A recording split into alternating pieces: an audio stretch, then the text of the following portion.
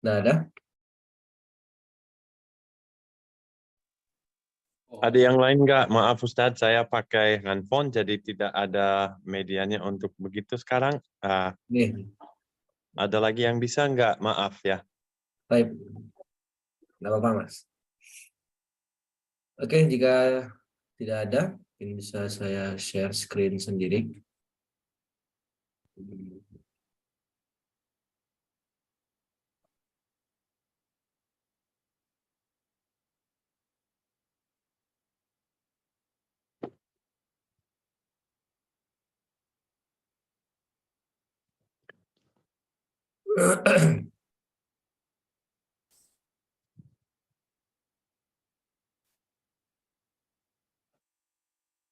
Nah, sudah kelihatan ya kitabnya.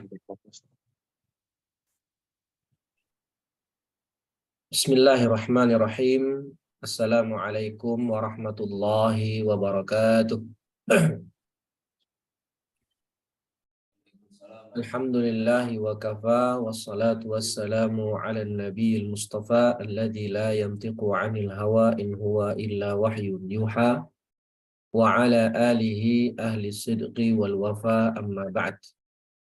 As'alullah ta'ala an yamunna alaina bi'ilmin nafi' wal amalis salih wa an yufaqihana fid din wa an yaftah lana futuhal arifin wa an yarzuqna al-ikhlasa fil aqwali wal a'mal. Allahumma amin. Para tulab wa talibat Ma'had Habrul Ummah yang Allah muliakan, alhamdulillah kita bisa kembali berjumpa melanjutkan pembahasan kita, membahas kitab Fathul Qorib Al-Mujib, yang mana insyaallah pada pagi hari ini kita sudah masuk ke pembahasan pembatal-pembatal wudhu ya. Dan juga sholawat beserta salam tak lupa kita curahkan buat Nabi kita Muhammad sallallahu alaihi wasallam atas jasa beliau dan para sahabat juga ya, sehingga kita bisa merasakan indahnya iman dan Islam. Para tulab wa talibat ma'azani Allah wa iyyakum, langsung saja kita akan membaca dan menelaah pembahasan kitab Fathul Qorib ini, yang mana pembahasannya ya, sudah sampai ke pembahasan nawaqidul wudhu. Qala al-musannif rahimahullahu ta'ala wa nafa'ana bi'ilmihi fid dharaini amin. Faslun fi nawaqidil wudhu ay al-musammah aidan bi asbabil hadath. Pembahasan tentang nawaqidul wudhu atau juga dinamakan sebagai asbabul hadath, sebab-sebab berhadas. Nah, apa itu hadas? Ya, ulama menjelaskan hadas itu adalah amrun i'tibari fi syar'i yamna'u fi sihhatis salah wa nahwiha mimma yushtaratu lahu al-wudu. Jadi dia amrun i'tibari. Amrun i'tibari ini sesuatu yang tidak kelihatan, tidak kasat mata. Beda dengan najis. Kalau najis kan kelihatan, dapat diindra. Sedangkan hadas ini sesuatu yang tidak kasat mata alias tidak bisa dilihat, dan dia itu dianggap sebagai pembatal yang menghalangi sahnya sholat atau yang semisalnya, ya, yang semisalnya, yang mana ibadah itu juga membutuhkan wudhu seperti tawaf, menyentuh mushaf atau membawa mushaf. Walladhi yanqudu ay yubtil al-wudu khamsatu asya. Jadi yang kudu di sini artinya hal yang membatalkan wudu. Ada 5 ya. Di dalam Fathul Qorib itu disebutnya 5, tapi dalam misalnya kitab Yaqut Nafis dan syarahnya Al-Mu'nis Al-Jalis, syarah Yaqutun Nafis, itu sebutnya cuma 4, tapi intinya sama ya, hanya pembagiannya yang berbeda. Tapi dalam mazhab Syafi'i ya, dan sesuai dengan yang disebutkan dalam kitab Fathul Qarib, yang membatalkan wudhu itu cuma 5. Alias jika dia tidak disebutkan di sini, maka dia bukan pembatal wudhu secara mutlak. Apa saja itu pembatal wudhu? Ahaduha ma kharaja min ahadis sabilain, ay al-qubul wad dubur.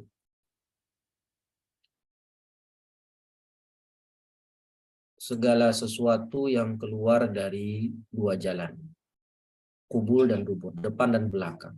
Min mutawaddiin hayyin wadih, yang mana sesuatu yang keluar itu dari orang yang hidup dan wadih. Nah, maksudnya bagaimana? Artinya kalau yang keluar sesuatu itu dari orang yang sudah meninggal, maka itu tidak membatalkan wudhu. Ya, jadi ini qaid min hayyin, artinya kharaja bihi al-mayyit. Kalau mayit dia sudah diwudukan misalnya, kemudian keluar sesuatu dari 2 jalan, maka itu tidak membatalkan taharahnya, tapi cukup dibersihkan saja najisnya tersebut. Wadihin, ini maksudnya kharaja bihi al-khuntha, di luar khuntha, ya khuntha muskil. Yang mana khuntha muskil itulah ya seseorang yang memiliki 2 alat kelamin dan dua-duanya aktif, gitu. Itu namanya khuntha muskil. Nanti ada penjelasannya di bawah kenapa kok tidak dimasukkan di situ khuntha muskil. Di sini kita lihat ada kalimat ma kharaja, artinya ma di sini ma al-mausulah, yang dalam usul fikih artinya termasuk lafzul am, yufidul umum. Artinya segala sesuatu yang keluar dari 2 jalan, baik mu'ta dan kanal khariju, baik yang keluar itu sesuatu yang biasa keluar seperti baulin wa ghaid, air kencing dan juga feses ya, atau pup, au nadiran, atau yang jarang, yang tidak biasanya keluar seperti kadamin wahasa, seperti darah atau juga batu. Najisan kahadihil amsilah au tahiran, baik sesuatu yang keluar itu najis sebagaimana contoh-contoh yang tadi disebutkan, seperti baul itu najis, ghaid itu najis, dam darah itu juga najis. Nah, hasa batu atau kerikil, hasa ini najis atau mutanajis. Nah, jadi di sini ada rincian. Maksudnya hasa di sini kalau najis artinya batu ginjal, atau ya yang dia itu terbentuk di tubuh, terbentuk dalam tubuh, ya orang penyakit batu ginjal ya. Dia itu mutakawwan fil jism. Dia itu terbentuk di tubuh kemudian keluar. Kalau yang kayak gitu batunya jelas itu najis karena dia mengeras di dalam tubuh. Sedangkan hasa yang mutanajis, kalau tadi najis ya, najis ain berarti. Hasa yang mutanajis itu misalnya kayak orang misalnya makan biji-bijian, atau dia termakan sama dia batu kecil. Nah, kemudian keluar seperti itu. Ya, keluar lagi lewat dubur seperti itu. Maka ini kan batu tadi asalnya tahir, tapi termakan, lalu keluar lagi lewat buang air besar, dan bentuknya seperti itu juga. Nah, kalau kayak gitu namanya batu mutanajis, bukan batu najis. Jadi yang dimaksudkan di sini karena beliau menyebutkan najisan kahadhil amsilah, nah, maka maksudnya hasa di sini adalah batu ginjal yang terbentuk di ginjal itu.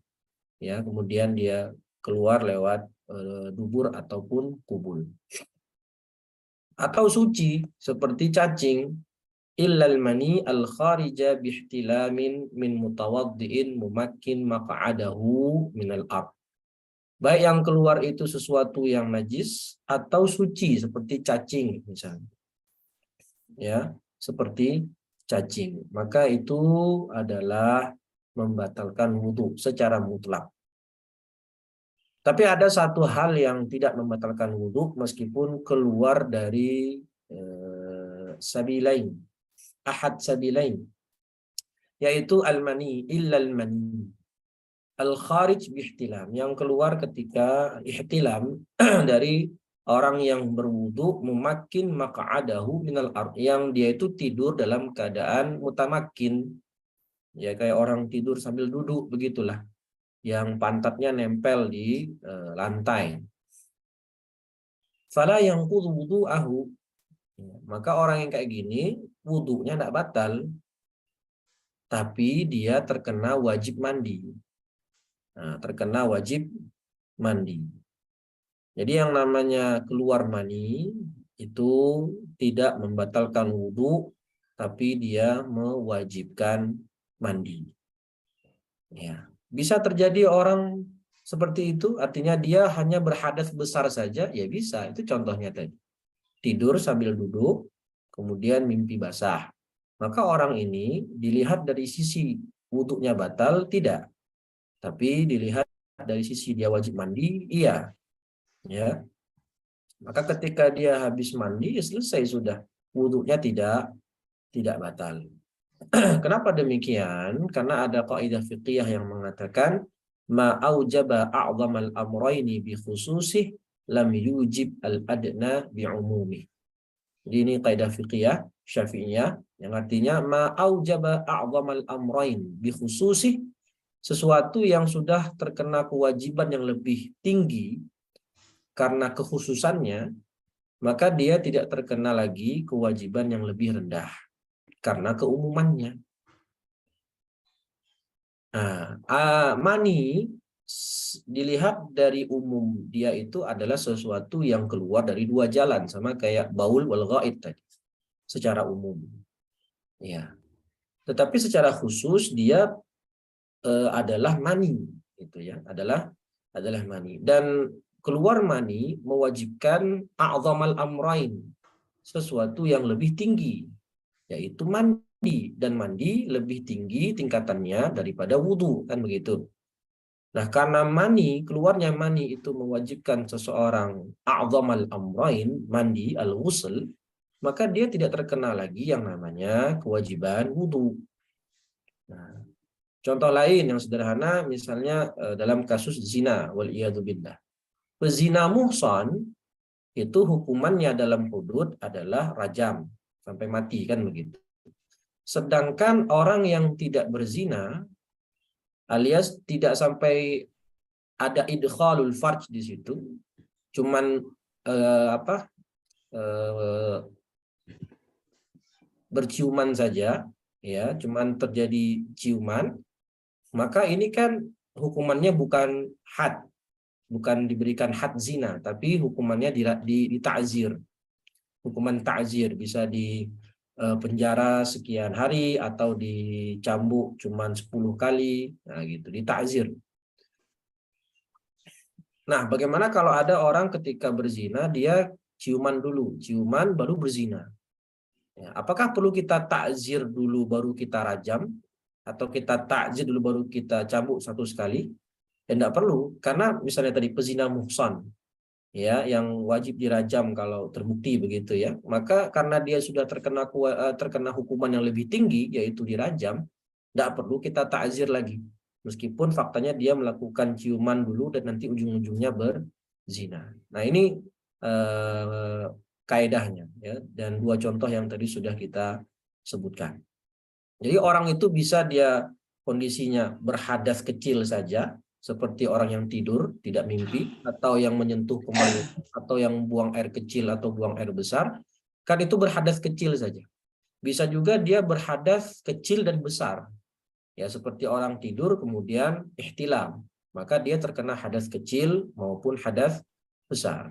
Dan ada juga orang yang terkena hadas besar saja, sebagaimana yang dicontohkan sama muallif di sini, ya, yang keluar mani dalam keadaan tidur yang mutamakin. Naam, wal khuntha al mushkil innama yantaqidu wudu'uhu bil khariji min farjaihi jami'an. Nah, tadi disebutkan min mutawaddi'in hayyin wadih. Wadih di sini kharaja bihi al khuntha.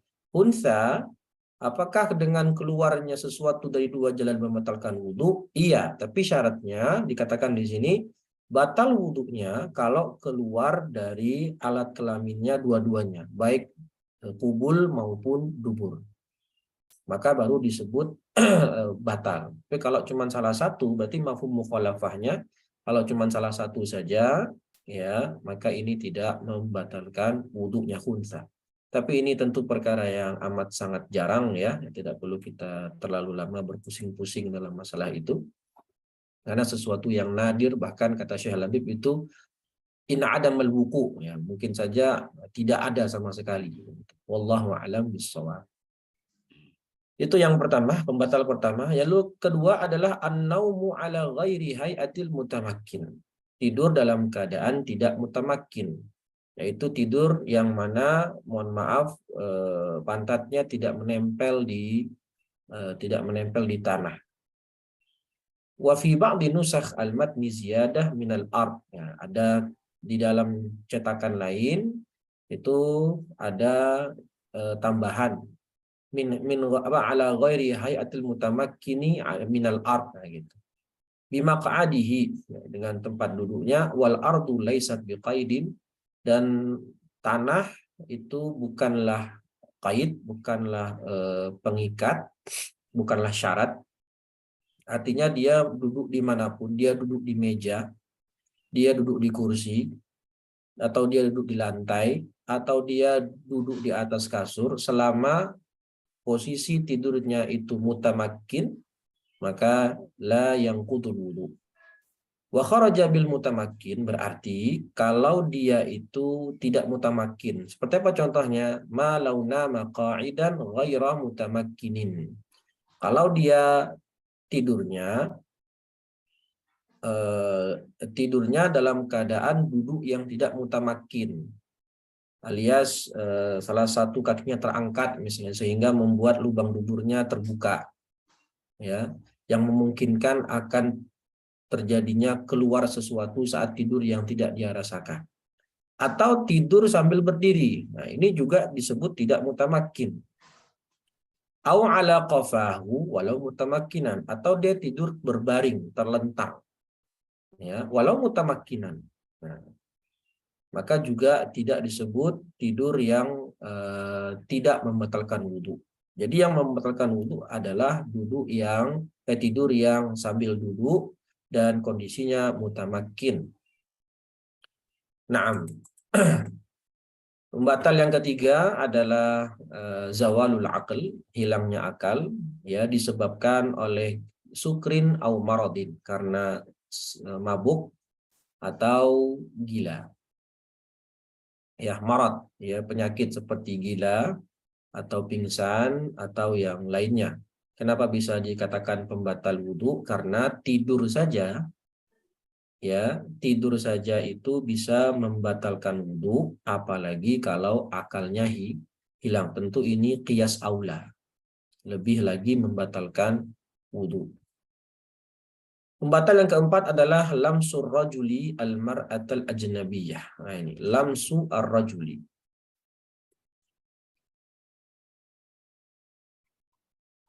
Al-mar'ata al-ajnabiyah. Rajul di sini maksudnya adalah seseorang yang balagha haddan yushtaha 'indan nisa, yushtaha fihi 'indan nisa. Jadi nggak mesti harus baligh. Laki-laki di sini maksudnya adalah seseorang yang sudah mencapai dia itu layak untuk disyahwati oleh perempuan. Meskipun belum baligh, misalnya umurnya baru 10 atau 12, ya, tapi sudah bisa disyahwati oleh wanita, ya, maka dia itu kalau menyentuh kulit wanita yang bukan mahramnya, maka membatalkan wudhu. Begitu pula al-mar'ah di sini, ya, yaitu adalah sama seperti laki-laki tadi, man balagha haddan yushtaha fihi 'indar rijal. Yang mana dia sudah layak untuk disyahwati oleh laki-laki dengan tabiah atau standar orang normal, gitu. Bukan orang yang pedofil atau yang rusak itunya, fitrahnya. Jadi standar manusia normal, ya, kira-kira dia sudah layak untuk disyahwati. Kata ulama itu mengatakan seperti usia 7 tahun atau 8 tahun. Itu meskipun belum baligh, itu sudah sampai ke batas layak untuk disyahwati. Maka dengan begitu, jika si laki-laki itu menyentuh kulit si wanita, apalagi kalau sudah balik ya, yang disentuh adalah basyarah. Ya, tidak disebutkan di sini ya, tapi dijelaskan dalam kitab lain juga yang disebut itu basyarah, yang membatalkan. Dan biduni hail, jika tidak ada penghalang, yaitu perempuan yang mahram, ya, yang perempuan yang bukan mahram, ghairal mahram walau mayyitah. Kalau menyentuh wanita yang bukan mahram, bertemu kulit dengan kulit, maka itu membatalkan wudhu menurut Syafi'iyah. Ya, syaratnya bukan mahram. Ya, siapa saja yang mahram bagi kita itu mahram bisa terjadi karena 3 sebab. Yang pertama, sebabnya adalah nasab. Yang kedua, sebabnya adalah pernikahan. Yang ketiga, sebabnya adalah karena sepersusuan. Rodha. Karena nasab itu ada 7 sebab, ada 7 orang yang menjadi mahram kita. Pertama ibu, al-ummu, kemudian al-bintu, anak perempuan, yang ketiga al-ukhtu, saudari perempuan, yang keempat al-ammatu, saudari dari ayah, dan yang kelima adalah al-khalah, saudari dari ibu, dan yang keenam adalah bintul akh, anak perempuan dari saudara kita laki-laki, yaitu keponakan dari saudara laki-laki, dan bintul ukhti, keponakan dari saudara perempuan kita. Total 7. Nah, kemudian dari sisi rodha, dari sisi sepersusuan juga 7, sama. Yahrumu minan nasab, yahrumu minan rodha, ma yahrumu minan nasab, kata Nabi. Mahram karena sepersusuan itu sama dengan mahram gara-gara nasab. Jadi kalau di nasab itu al-um, maka di rodha namanya al-ummu minar rodha'ah atau al-ummu minar rodha'. Yang kedua al-bintu fin nasab, maka al-bintu minar rodha', dan begitu seterusnya. Total sudah 14. Sisa 4 lagi, yaitu karena sebab pernikahan. Yang pertama adalah ummu zaujah, yaitu mertua, ya, orang tua istri kita, itu mertua. Lalu ummu zaujah bintu zaujah, anak istri kita, yaitu yang anak tiri, ya, anak tiri atau bahasa Qur'annya robibah, anak tiri. Yang ketiga adalah zaujatul ab, ya, istri ayah kita atau ibu tiri kita, itu juga mahram. Dan yang keempat adalah zaujatul ibn atau menantu. Ini semua mahram ta'bidan, mahram selamanya, ya. Artinya tidak boleh untuk dinikahi. Maka dari sini kita ketahui istri itu bukan mahram, tapi istri adalah halilah kalau bahasa fikihnya, yaitu wanita yang sudah boleh untuk digauli. Termasuk halilah adalah budak perempuan karena akad milkul yamin. Sehingga dalam mazhab Syafi'i konsekuensinya kalau seperti ini, menyentuh istri setelah berwudu juga membatalkan wudu. Walau mayyitah, meskipun yang disentuh adalah orang yang sudah meninggal, ya, orang yang sudah meninggal, maka itu membatalkan wudu. Wal muradu birrajuli wal mar'ah, dikatakan di sini yang dimaksud dengan laki-laki dan perempuan adalah zakarun au unsa balagha hadda syahwah urfan, yang telah layak untuk disyahwati secara uruf atau tabiat manusia normal yang tidak rusak, gitu ya.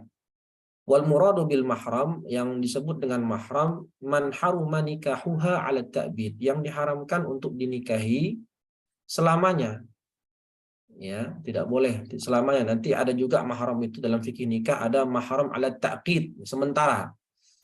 Jadi bisa hilang kemahramannya suatu waktu. Tapi kalau ala ta'bid ini selamanya, tidak boleh selamanya. Dan sebabnya ada 3, nasab, li'ajli nasab, tadi sudah kita sebutkan 7, rodha' juga 7, sepersusuan, atau musaharah karena pernikahan. Wa qauluhu min ghairi hail, dan dia menjadi batal kalau menyentuh kalau tidak ada hail, penghalang.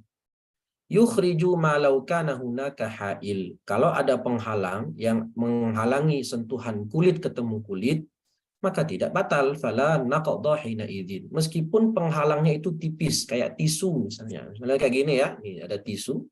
Nah, menyentuh tangan begini. Ini tidak ketemu kulit dengan kulit. Ya, maka tidak batal selama ada penghalang, meskipun penghalangnya tipis. Yang membatalkan kalau ketemu kulit dengan kulit. Maka dari sini kita tahu kalau menyentuh rambut tidak batal, ya, atau menyentuh gigi misalnya tidak batal, dan menyentuh kuku itu juga tidak batal karena bukan disebut basyarah, kulit. Wal khamis huwa akhirun nawaqid. Nah, ini adalah pembatal yang kelima. Masu farjil adami bibatinil kaf, menyentuh kemaluan manusia dengan bagian dalam telapak tangan.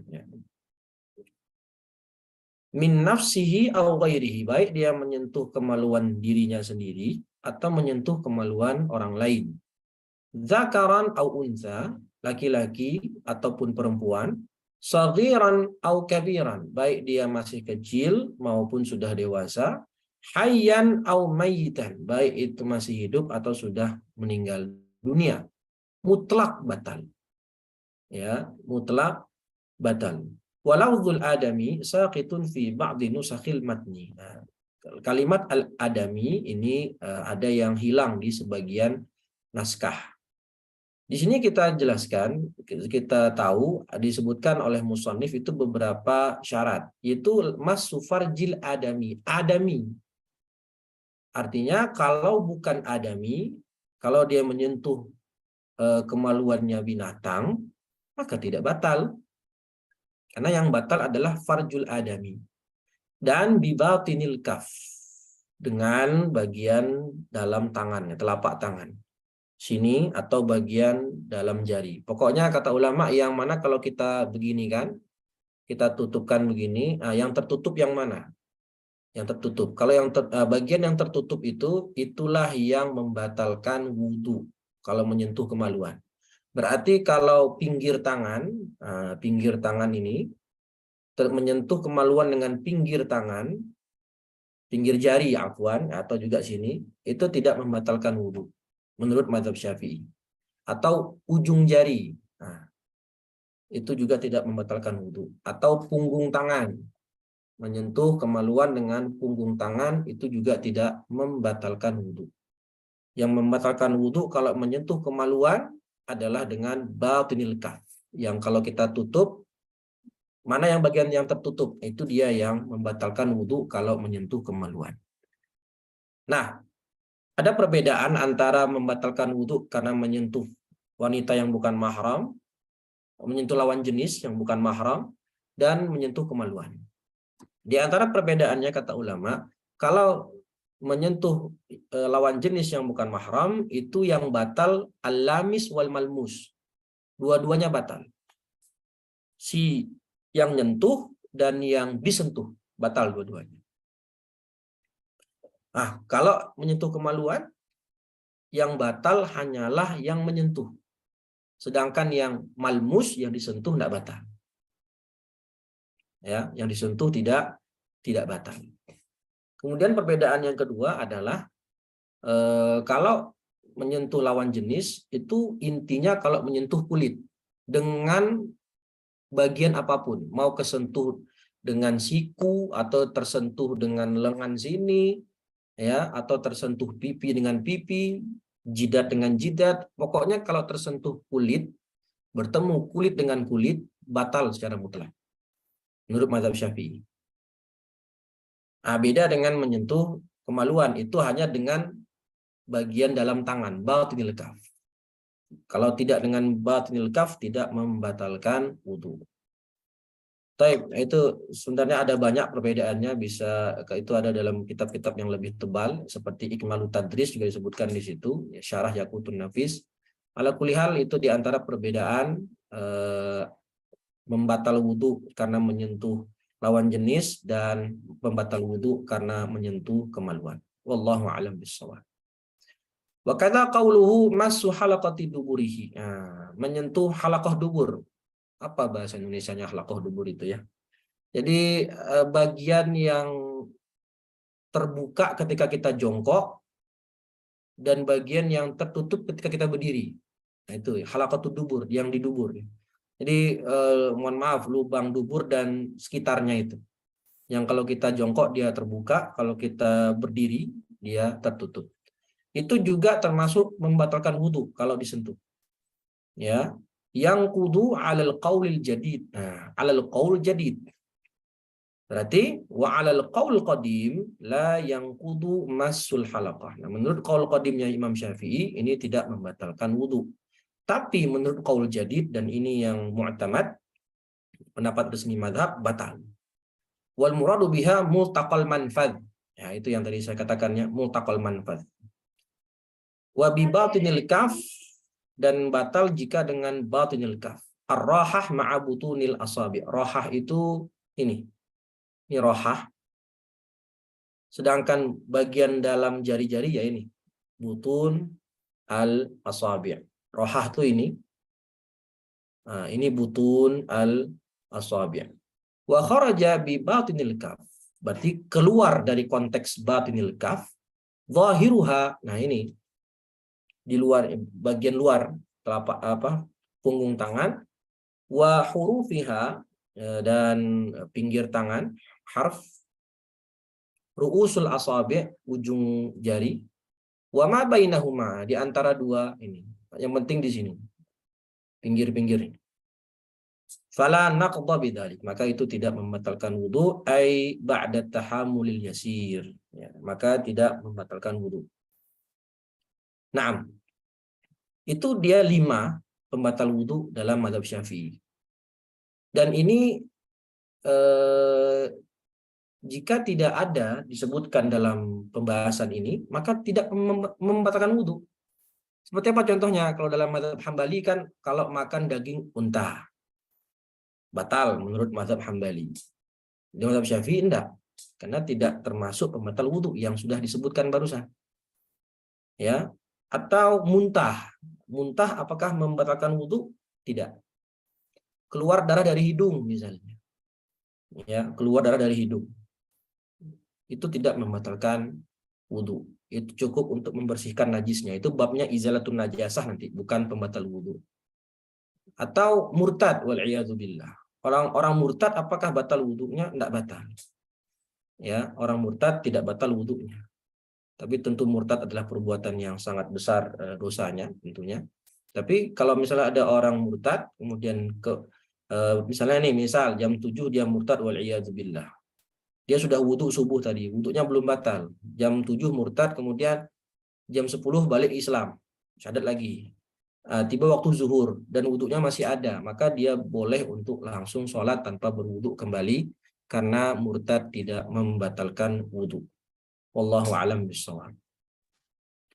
Baik, kita ambil satu lagi pembahasan tentang wajib mandi. Alhamdulillah kita telah selesai membahas wudhu, ya, dan wudhu di antara salah satu maqasid thaharah. Sebelum lanjut, Kita sudah ada pertanyaan, Ustaz, boleh?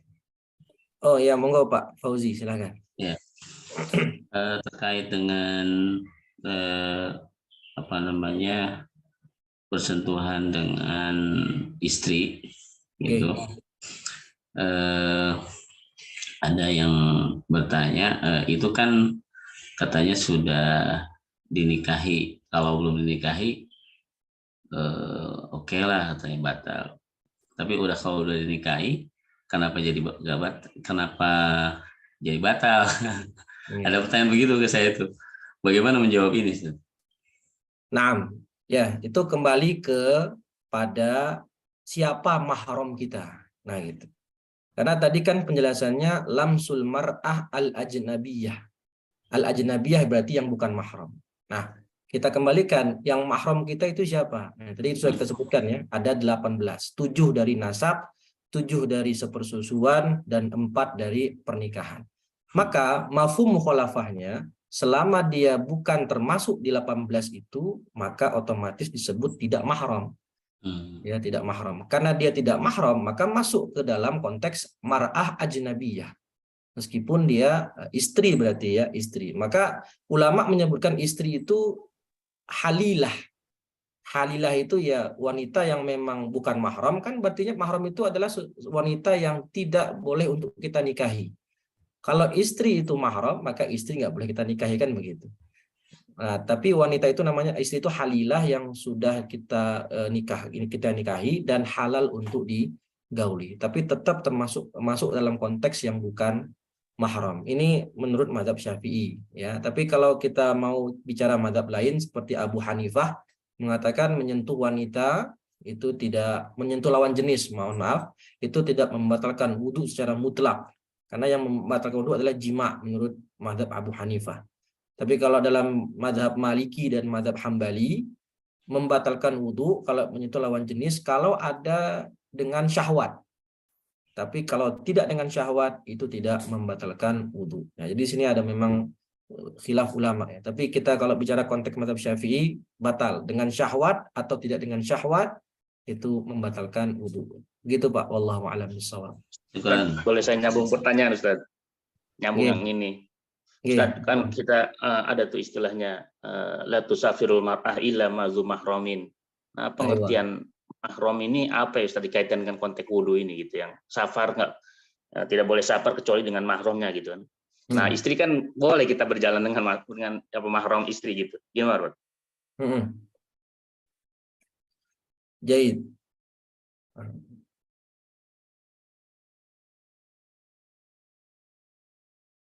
Kalau tidak boleh berangkat safar tanpa mahram, ya, tanpa mahram.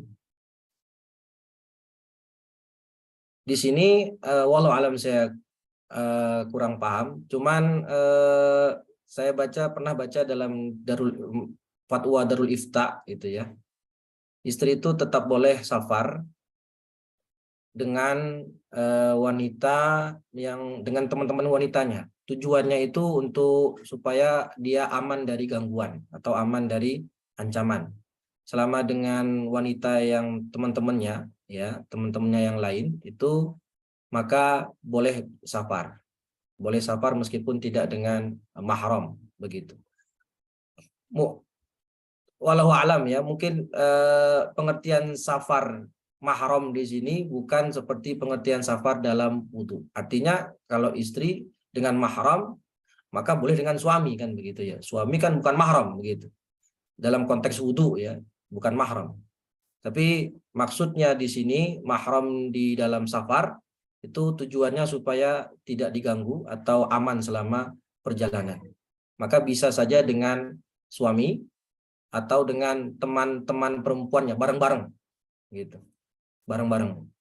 Ini fatwa Darul Ifta ya, Darul Ifta Misri. Tapi ada juga mengatakan nggak boleh, kalau harus dengan mahram. Mahram di sini termasuk suami maksudnya. Masuk suami. Ya, jadi konteksnya dibedakan antara mahram dalam safar dengan mahram saat berwudu. Jadi ada temannya gitu. Wallahu a'lam. Wallahu a'lam. Nyambung Ustaz, boleh nanya lagi enggak Ustaz? Insyaallah. Allah. Ustaz, konteks talfik itu bagaimana Ustaz ya? Kan ada kaidah kalau nggak salah, saya lupa Ustaz.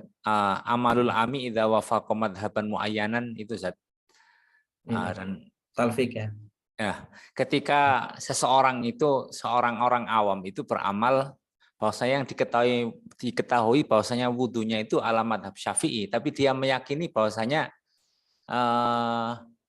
menyentuh suami itu tidak membatalkan karena dia juga mendengar dari konteks madhab Hanafi gitu kan. Kalau dihubungkan dengan bahwasanya ketika bahwasanya amal orang awam itu sah, jika menyocoki satu madhab tertentu, apakah dalam hal yang semacam ini dia termasuk talfik gitu Ustaz? Iya, saya mendapat penjelasan dari Syekh Labib itu pernah menjelaskan talfik itu yang mana kalau dia melakukan sebuah amalan dengan mencampurkan berbagai madhab sehingga amalan itu tidak ada satupun ulama yang mensahkannya.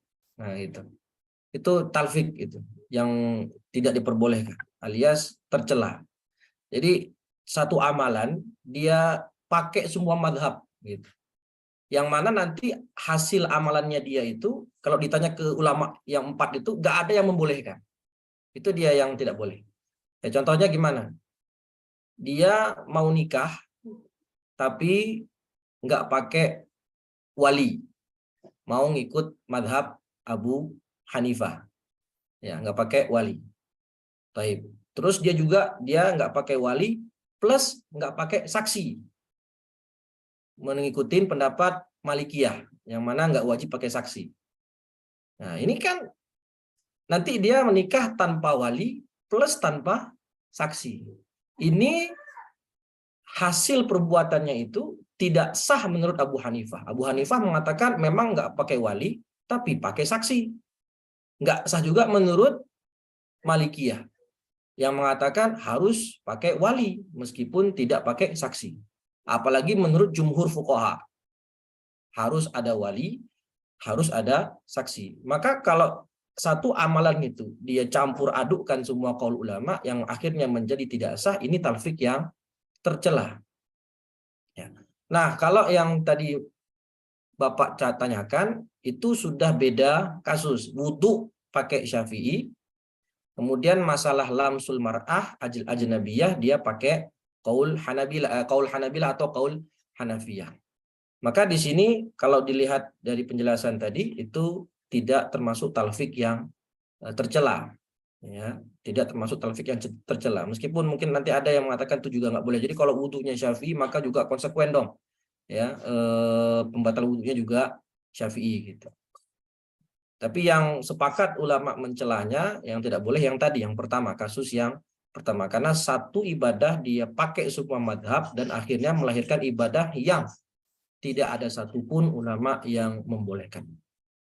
Begitu Pak, wallahu a'lam bishawab. Baik Ustaz, terima kasih. Jadi tidak apa-apa Ustaz ya? Nggak masalah. Karena kan orang awam itu ya beramal itu kan kadang wah nggak tahu ini mazhab apa itu apa kata Ustaz. Oh iya. Baik. Asalkan tadi tidak tatabu rukhas ya, makanya ulama mencela tatabu rukhas. Jadi kita melazimkan suatu madhab itu nggak wajib, tapi kita bermadhab itu tujuannya untuk memahami tata cara beragama yang baik sebagaimana para ulama salaf. Nah, berpindah madhab sendiri itu boleh-boleh saja, apalagi kalau ada hajat kan, ada hajat. Sedangkan tidak ada hajat aja boleh, ya tidak ada hajat aja boleh, asalkan tadi tidak niat tatabu rukhas. Milih-milih pendapat ulama mana yang paling mudah menurut dia. Ini kata ulama bisa jatuh ke dalam zindiq atau fasik. Karena dia kata ulama itu man tatabba'a faqad tazandaqa. Dia nyari kaul ulama yang mudah-mudah aja gitu. Ya, yang sesuai hawa nafsunya aja. Seperti ini tatabu rukhas tentu tercela. Tapi kalau mengambil kaul ulama berpindah dari awalnya dia Syafi'i tapi karena ada hajat dia pindah ke mazhab lain atau apapun itu selama tidak tatabu rukhas maka diperbolehkan, ya, maka diperbolehkan. Zindik itu bagaimana Ustaz? Kafir zindik itu Ustaz? Zindik itu sama kayak fasik ya. Istilahnya dia itu berarti mengikuti hawa nafsunya dalam beragama gitu. Beragama seenak perutnya aja karena dia ambil ini, oh ini boleh, ini paling enak gitu. Itu kan termasuk cara beragama yang tidak baik, mengambil agama sesuai hawa nafsunya saja. Begitu. Wallahu a'lam. Menyambung saat sedikit. Okay. Tadi dikatakan boleh pindah mazhab kalau ada kebutuhan, kalau ada hajat ya. Dan itu tidak yang talfik tercela ya. Ini yang saya maksudkan adalah yang talfiknya tadi yang boleh berdasarkan kebutuhan. Ukuran kebutuhannya seperti apa? Ustaz mungkin menjelaskan. Ya, jadi boleh kita berpindah mazhab baik ada hajat atau tidak ada hajat. Ya, jadi sebenarnya boleh, kalaupun tanpa hajat itu diperbolehkan. Kalau misalnya contohnya ada hajat misalnya, yang mana nanti kalau kita nggak melakukannya itu kita akan jatuh ke dalam masyaqqah, kesulitan. Nah, seperti kan tadi lamsul mar'ah kan membatalkan. Nah, ini kalau kita kondisinya sedang umroh atau haji di Mekah itu susah. Nah, itu karena kan kalau laki-laki kan terbuka ininya bagian sebelah kirinya atau kanannya gitu ya. ketika ihram. Nah, itu kan orang lagi rame tuh, maka kemungkinan besar kita sengaja atau tidak akan menyentuh yang lawan jenis, ketemu kulit dengan kulit. Maka kalau seperti ini kita masih kekeh dengan pakai qaul Syafi'iyah dalam pembatal wudhu, nanti kita wudhu lagi, belum selesai tawaf wudhu lagi, bolak-balik nggak selesai. Ini kan ada masyaqqah. Ya, ada masyaqqah. Atau contoh lain dalam jual beli, contohnya jual beli itu dalam mazhab Syafi'i harus pakai ijab qabul, harus ada lafaz. Sedangkan jual beli tanpa ijab qabul nggak sah. Nah, ini kan sekarang susah ya. Tidak ada, hampir jarang sekali orang jual beli itu harus pakai bi'tuka hadza bi alf qabiltu. Maka ini tidak masalah kalau kita memegang atau berpendapat dengan mazhab lain, baik itu ada hajat, yang mana hajat di sini kalau kita tidak melakukannya itu kita akan jatuh kepada masyaqqah. Sedangkan dan juga boleh juga tanpa hajat selama tadi syaratnya tidak tatabbu' khas. Baik, sedikit menyambung Ustaz. Kalau saya umpamakan lagi di konteks lain, misalnya seorang yang batal, seorang yang tidak boleh menyentuh Al-Quran, kan tidak boleh menyentuh Al-Quran. Kalau konteksnya misalkan saya sebagai seorang guru sekolah, itu kan, ketika menyentuh Quran itu harus wudhu semua satu kelas misalkan, kan itu sangat menyulitkan. Apakah boleh kita pindah madhab bahwa pegang Quran itu nggak boleh nggak pakai wudhu gitu, atau yang head misalkan saat dalam konteks di sekolah itu agak susah sekali. Ya silakan. Ya baik. Ini saya ambil dari kitab Al-Imta ya. Al-Imta Syarah Matan Abi Suja, karangan Syekh Hisham Hamil Kamid Musa hafizahullah, mengatakan di antara hal-hal yang haram dilakukan oleh wanita haid atau nifas adalah tadi membaca Quran. Ya, membaca Quran misalnya. Maka beliau mengasih ta'liq di sini, yajuzu lil haidhi wan nufasa qira'atul Quran 'indal khaufi awid du'a aw li khaufin nisyan aw li darurati at-ta'allum. Boleh bagi wanita yang haid atau nifas membaca Quran ketika dalam keadaan khauf atau dalam keadaan sedang berdoa atau takut lupa atau karena darurat ta'allum, harus ngajar gitu, mengajar. Maka di sini dalam mazhab Syafi'i pun meskipun hukum asalnya orang yang berhadas atau orang yang haid atau nifas dilarang untuk membaca Quran atau menyentuh Quran karena dia berhadas, tetapi dalam kondisi-kondisi tertentu yang memang tadi kata Pak Fauzi tadi semuanya harus wudhu ya, itu nanti ada masyaqqah di situ, maka tentu di sini ada keringanan, diperbolehkan ya, diperbolehkan. Kecuali yang junub. Nah, junub ini repot nih. Kalau junub itu jelas tidak boleh kalau junub. Orang junub itu. Syukran. Ya, afwan. Baik, ini ada di chat satu lagi. Izin bertanya Ustadz, dijelaskan jika menyentuh wanita bukan mahram batal wudhunya, tapi dalam hadis sahih Imam Nasai yang lainnya Rasulullah mencium istrinya kemudian tidak mengulang wudhu. Bagaimana komprominya Ustadz? Nah, ini sudah dijawab sama Imam An-Nawawi dalam kitab Al-Majmu'. Sudah dijawab ya dalam kitab Al-Majmu'. Itu wallahu alam, saya lupa itunya komprominya bagaimana, tapi itu ada di kitab Al-Majmu'. Yang saya ingat itu ulama ini ada pertama mengatakan hadisnya itu kurang kuat pertama, dan yang kedua ada ihtimal. Ya, ada ihtimal bahwasannya di situ Nabi mencium istrinya atau Aisyah ketika menyentuh kaki Nabi itu ada hail. Ya, yang dijelaskan sama Imam Nawawi, ada hail, ada penghalang dan tidak langsung ketemu kulit dengan kulit. Dan ada yang mengatakan yang ketiga, alasan ketiga karena itu khusus untuk Nabi Shallallahu Alaihi Wasallam.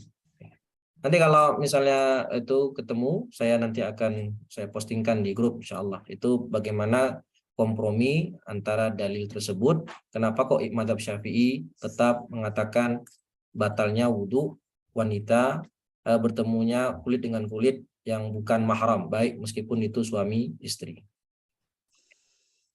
Jadi Oh, sudah jam 6. Tadi mau saya lanjut tapi sudah jam 6. Boleh kalau itu tanya lagi Ustaz. Baiklah, mungkin kita cukupkan dulu ya materinya. Sudah mau jam 6. Kalau diterusin nanti sampai jam 6:30 bisa-bisa. Iya Ustaz. Enggak, satu Boleh lagi satu silakan. pertanyaan. Ustaz, yang saya nggak tahu ya di mazhab Syafi'i kan waktu di awal tuh bahwa ketika kita mandi itu ya tidak harus wudhu lagi kan, mandi dalam niat apa, niat menghilangkan hadas besar misalkan, tidak wudhu laginya. Nah, bukankah kalau kita mandi itu kan ya setidaknya kita memegang tuh kemaluan gitu. Nah, kira-kira seperti apa ya memahaminya? Apakah bisa kita mandi tanpa melakukan pembatal wudhu, seperti contoh tadi menyentuh kemaluan? Bisa saja. Dia berhadas besar dan juga berhadas kecil. Artinya dia junub dan juga berhadas kecil gitu. Dia cukup dengan mandi junub saja, maka terangkat 2 hadasnya. Selama ketika dia mandi janabah tidak melakukan hal-hal yang membatalkan wudhu. Kalau sambil mandi junub dia menyentuh kemaluan atau sambil mandi junub dia buang hajat lagi, maka jelas itu ya wudhu dia harus berwudhu lagi karena hadas kecilnya tidak hilang. Tapi kalau selama dia mandi atau belum selesai mandi, selama proses dia mandi ya, tidak melakukan pembatal wudhu, misalnya dia mandi pakai spons misalnya, kan tidak menyentuh langsung kemaluan, maka seperti ini wudhunya maka seperti ini hadas kecilnya sudah terangkat karena selama dia mandi tidak melakukan pembatal wudhu, maka bisa tidak menyentuh kemaluan saat mandi dengan tadi kalau pakai spons atau penghalang ya atau pakai kain itu tidak membatalkan wudhu. Oke, sedikit Sad. Jadi nyambung nih. Ketika kita mandi junub itu kan harus terkenai seluruh permukaan kulit ya, seperti ya. Nah, apakah bukan mungkin ya akan sangat sulit ketika tidak diselak dengan tangan bagian-bagian lipatan, ya kan? Bagian-bagian lipatan kemaluan agak sulit itu sehingga memungkinkan tidak memungkinkan untuk tidak disentuh, artinya harus disentuh gitu ya. Ya, nah, jadi seperti apa ini solusinya gitu Ustaz? Supaya tadi yang disampaikan yang disampaikan Ustaz tadi mandi tanpa bisa tanpa menyentuh gitu ya. Iya. Kan yang namanya mandi junub itu nanti ada fardunya, yang penting mengenai seluruh air ke kulit ya. Dan menggosok-gosok atau mendalk itu kan memang hanya sunnah, tujuannya supaya semakin yakin kulit itu tidak ada kulit yang tidak terkena air. Nah, bagaimana kalau lipatan-lipatan yang di situ ya bagian-bagian tertentu, apakah tetap bisa terkena air? Bisa dengan gayung misalnya. Dengan gayung, disiram pakai gayung sambil jongkok misalnya atau bagaimana. Itu insya Allah sudah pasti terkena air itu. Atau misalnya kalau kamar mandinya ada semprotan kayak di WC-WC yang ada semprotannya itu bisa.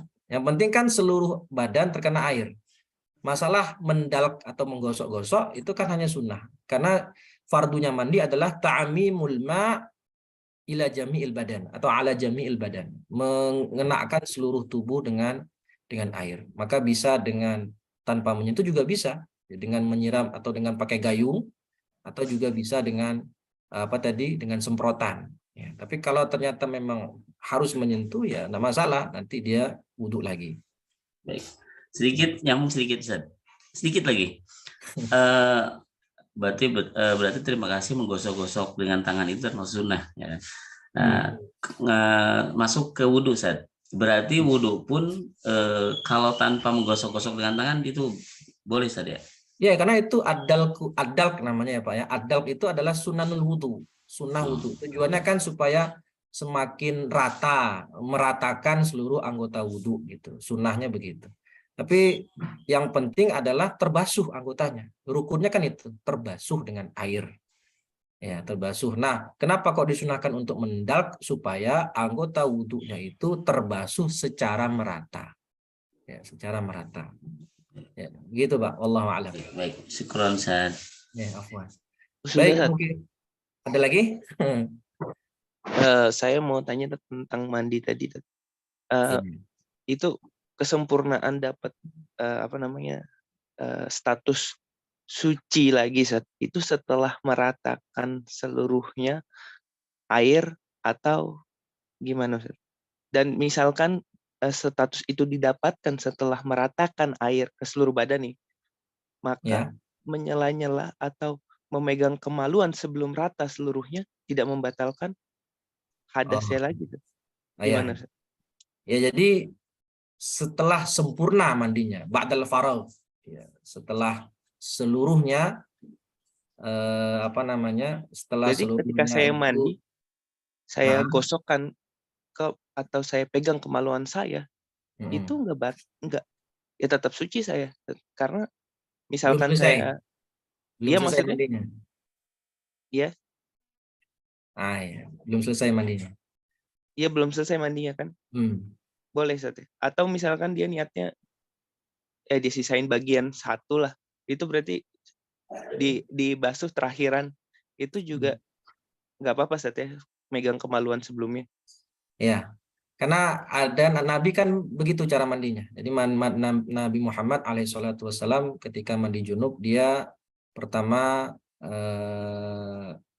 membaca bismillah, kemudian menyentuh kemaluan, membersihkan kemaluan. Ya, membersihkan kemaluan. Setelah membersihkan kemaluan, baru beliau membasuh bagian kepala 3 kali, kemudian membasuh bagian tubuh sebelah kanan 3 kali, membasuh tubuh bagian kiri 3 kali, dan lalu setelah itu meratakan seluruhnya. Jadi menyentuhnya itu Nabi Shallallahu Alaihi Wasallam sebelum mandi, ya, sebelum mengguyur. Enggak, pas mandinya, maksud saya menyentuhnya pas mandinya.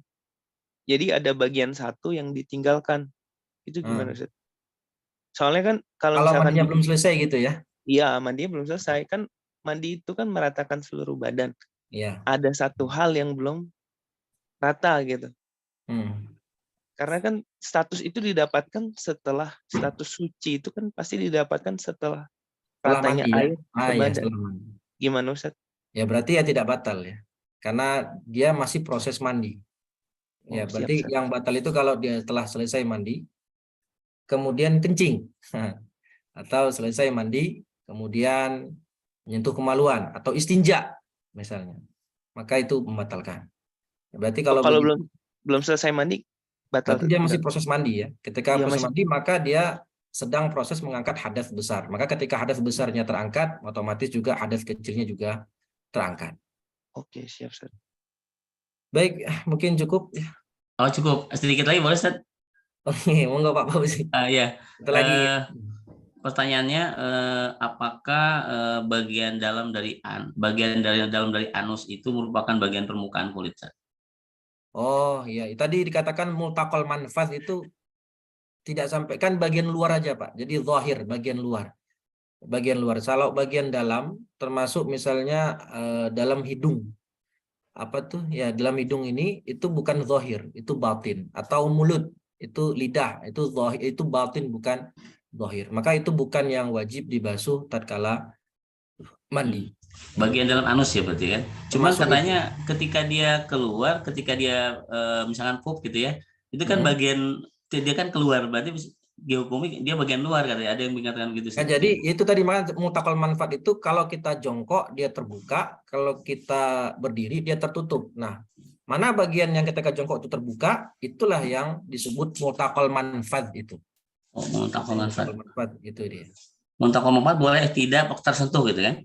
Kalau yang mutakol manfaat alias dia berarti kalau yang saat kita jongkok itu terbuka terlihat, maka terlihat ya, itu maka termasuk bagian zahir. Tapi kalau sampai ke dalam-dalam itu tidak, itu bagian batin berarti. Oh, jadi Termasuk berarti kalau wanita itu mana bagian zahirnya kalau dia jongkok untuk buang hajat. Mana saat dia jongkok bagian di kemaluannya yang terlihat saat dia jongkok untuk istinja, maka itulah bagian yang juga wajib dibasuh saat mandi besar. Oke, berarti muntakol manfaat itu ketika dia jongkok, terus dia nampak. Nah, itu yang disebut dengan harus dibasuh gitu ya? Ya, gitu Oke, Pak. siap. Itu dia muntakol manfaat. Baik. Baik, cukup sekian mungkin yang bisa kita bahas. Mohon maaf jika ada kekurangan dari penjelasan dan jawaban.